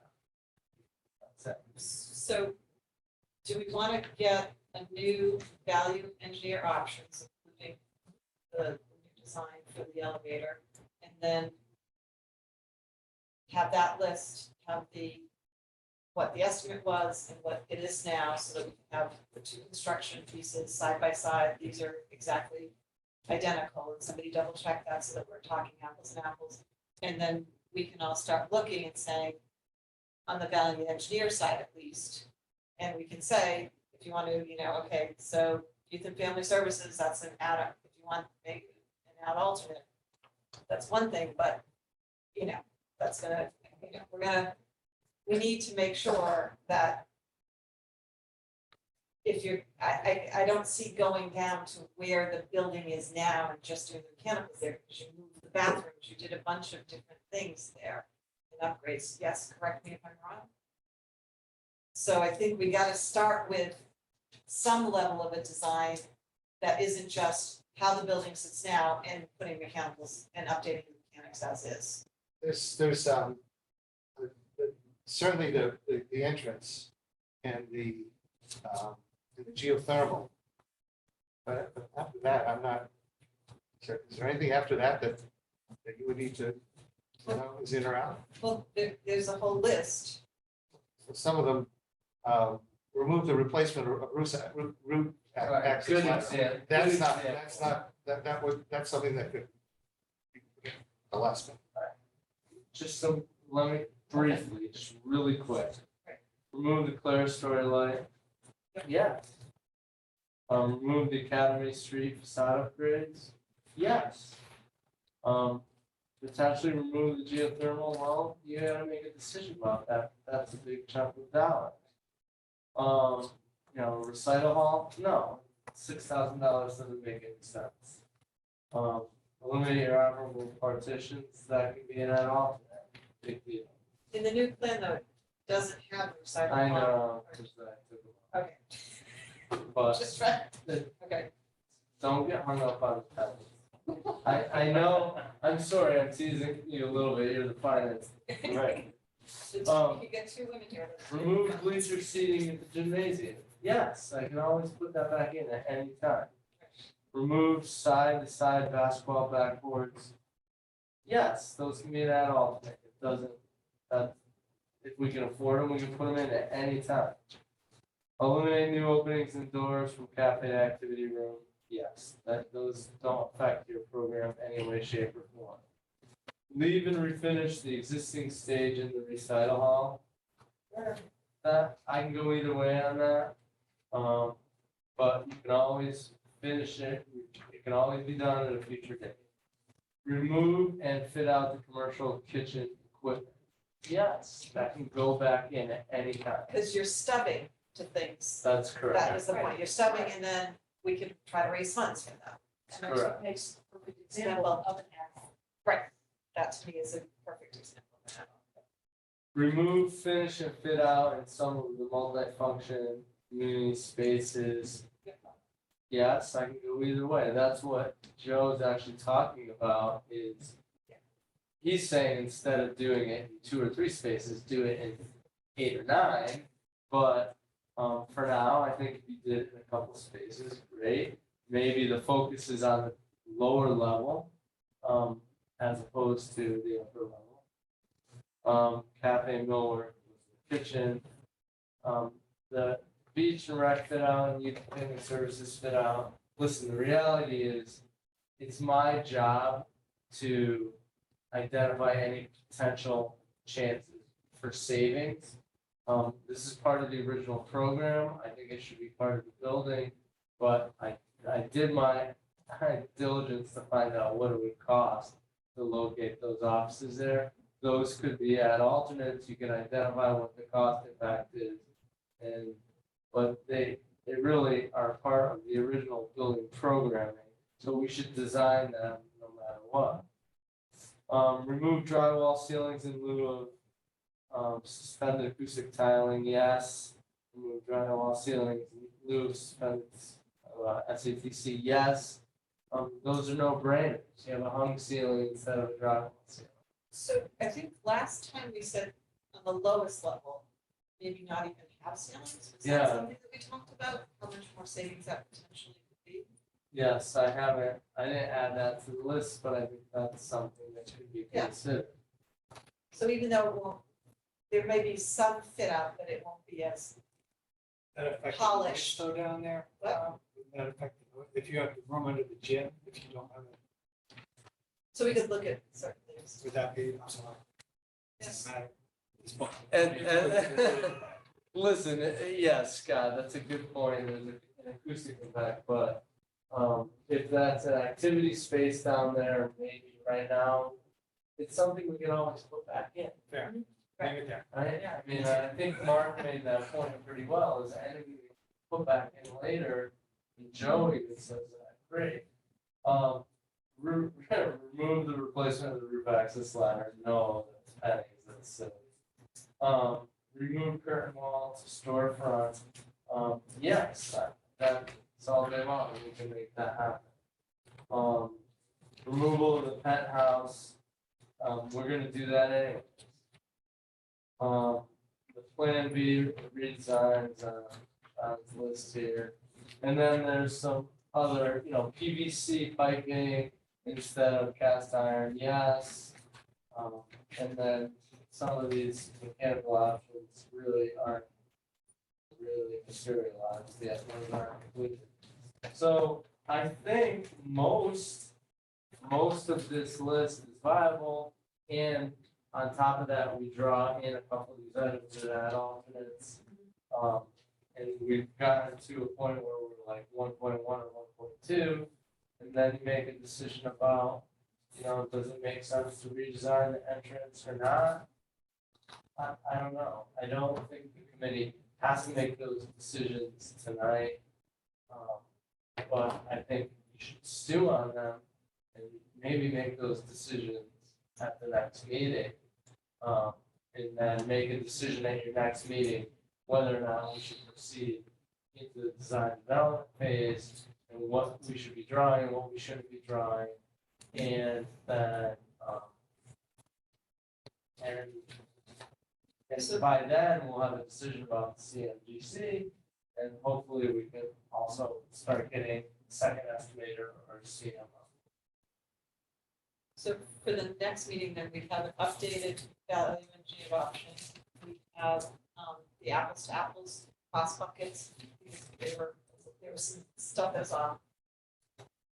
Yes, we've done that comparative estimate, but I have to be very clear about this. The estimates are not apples to apples. The original estimate, we've done a comparative evaluation, and Joe has that, but the original estimates were done at a very high level. There's almost no detail. It's very difficult to put them side by side and get an evaluation. At the next phase of estimating, what we'll have is this estimate, right? SD estimate. And then we'll have the DD estimate put together by my estimator. And then the DD estimate put together by your estimator. And those will be reconciled, and it'll be very easy to look across and compare them. So yes, I can put them side by side, but they're very difficult. They don't really line up. Yeah, I'm sorry, John, if you were asking about breaking out this detail with the original, it was not the screen, not at all. I mean, No, I understand that. There were buckets. And what we're trying to understand is what went into the buckets of the original. Okay, yeah, If we can have that, So what we had originally was a certain amount of square footage as new construction. Right, at a certain dollar per square foot, and then a level of square footage for a moderate renovation at a certain amount of square foot, and then a light renovation at another. So it was just square foot dollars. Okay, per square foot dollars times square feet of space that conceptually we thought would be a new, which i.e. where that new entry tower was, that was considered new construction. The connecting between the two lower basements of new construction. Youth family services, heavy renovation. And then all the others were considered light renovation. We used a lower cost per square foot for those spaces. right, but I think we found that some things that were being estimated out were actually not in the construction side, it was something else when we first looked at it. It was in one of the other buckets, so we're furnishing, so those. Oh, okay, so kitchen equipment was a separate line item That maybe, that's the only one I think, that was a separate line item in our budget, under the FF&E section. And I noticed that was in construction, but yeah, so that's a. So I just like somebody to just take a quick perusal Sure. to make sure that things that were in other buckets aren't in the Yes, construction. I get the got it. fact that there's no, I don't want stuff that's Gotcha. thrown Yeah, into okay. construction that we're over That- here. Okay, that makes sense. No, I- If we've set aside budget funding somewhere Yes. else, where- Yeah. Right. Yeah. Right. We may need to use that Yes. for the construction, so yes, that may all go away, but I just want to be able to speak to that. Because I think that will be a question that will be asked by the public. And there- Period, end of sentence. there is another bucket, and that's costs external to the building that are they were never in our budget. And what we would recommend that that's a add-on.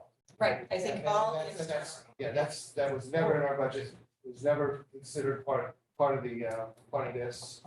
Shouldn't be. So in anything Oh, to it should- do with the right. exterior project now. even except for the stairs and the ramp, portico, but even the hardscape, I think Yeah. you put that as an add-on, add alternate.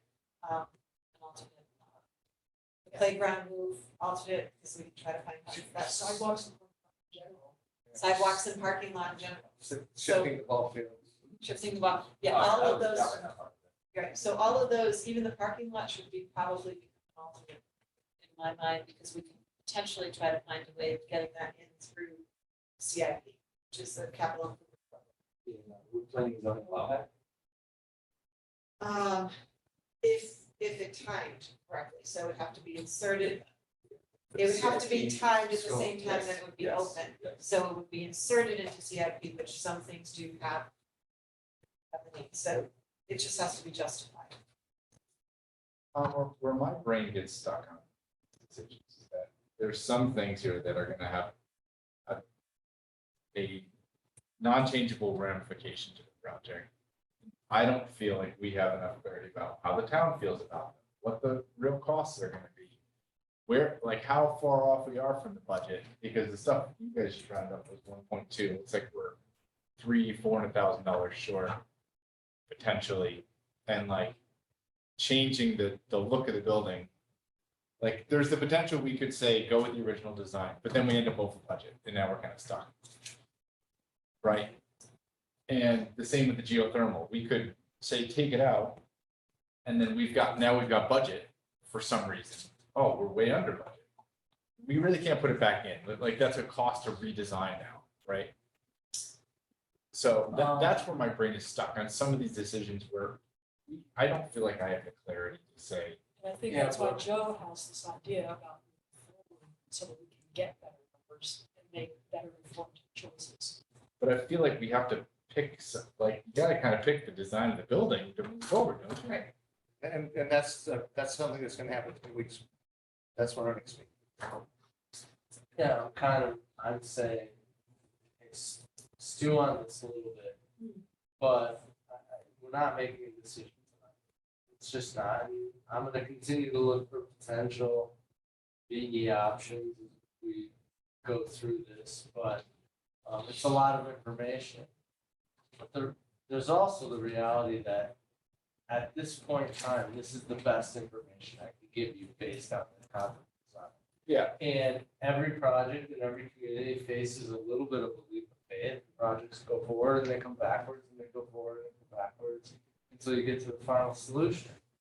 So, if you're, at the end of the day, if your gut tells you, hey, you know what, we should take these value engineering items, these core items, and change the design approach, and just go, then that's the direction we'll go in. If down the road for some unforeseen reason, you have to backtrack a little bit, maybe that has to happen, but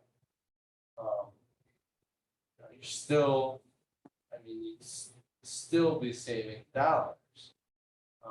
Or you just, maybe you gotta find a savings someplace else. I don't know. I just, at some point you have to just say, we're gonna move forward. Yeah. Yeah. Yeah. Make a decision. Take the one and leave the other behind. And It's not often easy. It's not. I don't know, maybe sometimes it's easier to be asked for forgiveness. That's my motto. Not this town. Ask the other building. If we're going to, if we're going to go this way, I don't think we have to vote. I think this is just, it's a consensus that this is the way to go. We're going to go this way. There's a couple more things in the agenda that has to be. It's 7:30 already. Okay, that we have to act on. One of them's not going to be easy. Let's see. Okay, so, the first is the update on the Phase 2 award bid and review of the contract with Festival. Aaron is no longer. There. Joe Paradiso had an addition to that. Did Aaron get that, Joe? I believe she got the email from me. I don't know what happened with it. It was just a recommendation to do groundwater flow direction I'll check. while they have the boring on site. I'll check with Aaron tomorrow. So we can move past A. We have all read it. Joe's read it, I've read it. And there were no other comments on it. I'll see if Aaron needs. We recommended that the town proceed with Bussin' O'Neill, and we'll go from, we'll see if she needs anything further. I believe 11 we've done. Boy, we've done it. Okay. Let's go at it again. No, we've already done that. The select date to visit the Iverton Theater. I got a date this afternoon, August 29th. Okay, it's a Tuesday. We could, based on availability, we can select the time. So you don't have to answer now, but that's a week from today. And they've had some serious problems. It's interesting, just as they have had, I'm not sure if it's COVID or laryngitis or strep throat. They've canceled about 5 shows. I think they've canceled 5 shows because They canceled it tomorrow. They canceled, yeah. They they did did. it tomorrow. Yeah, Maybe, well, there's another round of COVID. Yeah. This is part. So, but that shouldn't prevent us from going to the theater without an audience. Or any of the cast Maybe we members. want to put a mask on while we go in there too. So we could, I think it'll be an interesting discussion, especially in the middle of a problem like this. So I will send out a meeting invitation to everybody in the committee. And you can answer yes or no. But it will be, I'm going to give a meeting invitation from like, I don't know, 11 o'clock in the morning or 10 o'clock in the morning till 8 o'clock at night, 7 o'clock at night. And that'll be the extent of the invitation. And you'll have to give me a time. If you're able to go, give me a time. So we check that one off. This is maybe the harder one. If we're going to keep to any type of schedule and we're going to delay maybe some decisions tonight on the cost of the costs and the shape of the building and what's in it and what's not. I think we have to move ahead on 13 tonight instead of waiting until our next meeting in September. And I think we have a fairly, from earlier discussions, I think we have there was a consensus. I don't want to say what I think it was on which way we should go. But I'll open the floor for any discussion on it before I say it. The only question I had, I went back through these options you guys provided. There was one thing that you called out. Was this or something else? Said there was if you have change orders, the cost was lower typically with a construction manager for change orders. GCs. I wanted to dig into that a little bit. Yeah, so I'm not sure exactly what it says. The cost is the same. I think, AJ, what it might have been referring is that with a CM. Effects of change to phasing due to owner requests during construction. CM can mitigate changes better with less cost impact. GC has Yes. significant potential. So I think what the suggestion there is with a CM during pre-construction, during design, if they're able to do design reviews, in addition to our design reviews, the town's internal reviews, you find the things that could become eventually change orders down the road. So those costs, those exposures are lessened by having another set of professional eyes. But When you're in construction, but is the work then not included in the base contract?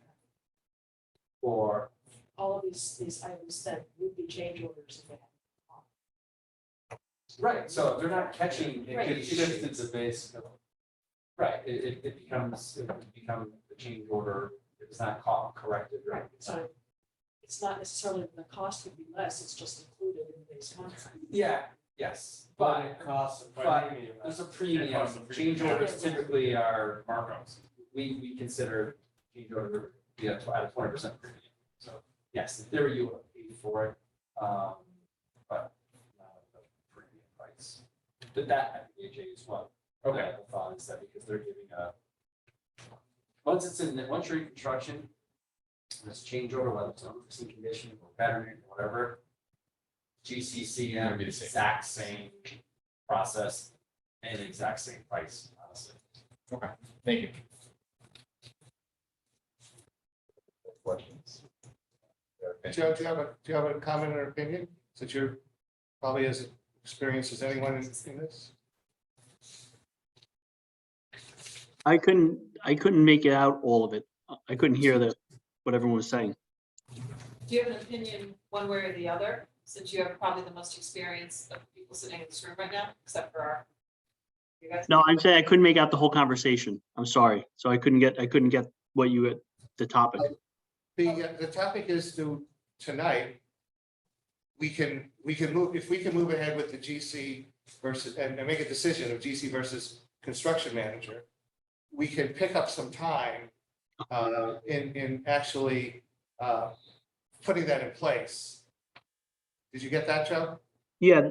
Okay. Yeah. I just don't, I can go either way, frankly. GC chance to have saved more money. CM gives you more transparency. My gut tells me on this project, GC. But I really don't have a strong opinion one way or the other. Dave might have a stronger opinion. So I have a question. So Oh, did my volume come through? I'm sorry. I think my Yeah. internet's a little messy. Yes, you came through just fine. Okay, thank you. So we're gonna get a second estimator, correct? Correct. Is that going to be a cost? Correct. Okay, if we get a construction manager, do we need that second estimator? No, they provide that. So they provide that service, so that's Not exactly a wash, not exactly a wash. How close to the wash? not even close. Not even close. We're Okay. talking 6 digits for a CM and $15,000 for an estimate. Got it. Okay, Because don't forget, the CM's not just from estimates, they're sitting in meetings, I'm not minimizing the role that they provide, it's not insignificant, they do provide a role in service, but you're paying for the time, you're paying for trackability, you're paying for a seat at the table essentially. So it's not like they're just talking money, not doing it, they are, they're also doing the estimate, which is big. But being a From my- estimate- From my notes from our prior discussion, the estimate was, and a rough estimate, was about 10% higher cost for a construction manager than a GC. In a budget constrained project like this one is, where we're talking about sacrificing programming space, I think it's a serious chunk of change to have pluses and minuses. And I think we really need to think about it. It was also said that it was probably a good idea for a complex project, but this is not a complex project. And given those factors, to me, it seems pretty strongly to point towards a GC's approach to the project. Just my opinion.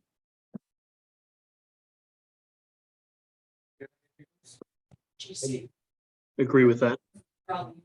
Yeah, Yeah. that's what, I missed the meeting where we got the presentation away, but I did, talking to people, I got a very strong GC preference. So I guess we could maybe make a motion to, We gotta open up the agenda, and we're gonna open up the agenda to have a 13A, which, because this is just a discussion on schedule. okay, So we're gonna open up an agenda and we're gonna have a vote to select either a construction manager or a general contractor. Do I have a second to open the agenda? Second. All in favor? Aye. Aye. Okay, now we can have the actual okay. motion. Then I'll make the motion that we use we go the general contracting method, and we charge Colliers with moving ahead to whatever the next steps are. There's none. They're done? Well, We have to get another Getting an outside estimate. Okay, so getting the no, no, outside. no, no, all we're talking about is the GC versus CM. So if you're deciding to go GC, there's nothing we have to do. Because when you're ready to go to bid, we'll just put the bid like any other Oh, okay. bid documents in a month and a year. So, Nothing to do. okay, then the motion simply is that we have chosen general contractor method for getting, for completing the project. Second. Any further discussion? In favor? Aye. Now, do we now authorize the, You don't do any estimate at this point. okay, then that's it, Down. okay. Any other comments on this, on 13 or 13A? Thought that was gonna be as contentious. I didn't thought about that weeks ago. I just didn't know if what I had heard was right. Last item on the agenda would be public comments. Jeannie, anybody there? Anyone here being public would like to make a comment? No? I see none. Okay, move we adjourn. That's good. All right, this is-